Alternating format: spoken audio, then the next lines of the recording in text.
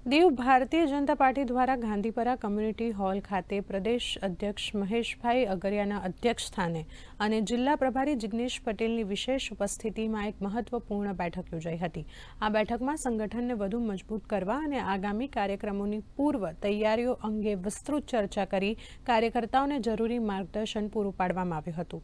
તમામ ઉપસ્થિત આગેવાનો અને કાર્યકર્તાઓએ પાર્ટીના આગામી લક્ષ્યાંકોને સફળતાપૂર્વક પાર પાડવા માટે સહિયારો સંકલ્પ લીધો। દીવ જિલ્લાની એક કામકાજી બેઠક રાખવામાં આવી હતી।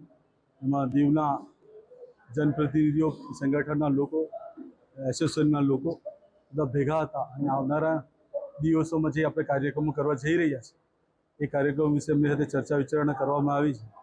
તદુપરાંત જે ડિસ્ટ્રિક્ટનું જે પ્રશિક્ષણ ચાલવાનું છે 2 દિવસ 1 નાઇટ એ ક્યાં રાખવું, એમાં 11 વક્તાઓ હશે તો કોણ કોણ વક્તા હોઈ શકે એની સૂચિ બનાવવાનું કામકાજ માટે આ એક બેઠક રાખવામાં આવી હતી અને આ બેઠક ખૂબ સફળ રહી છે।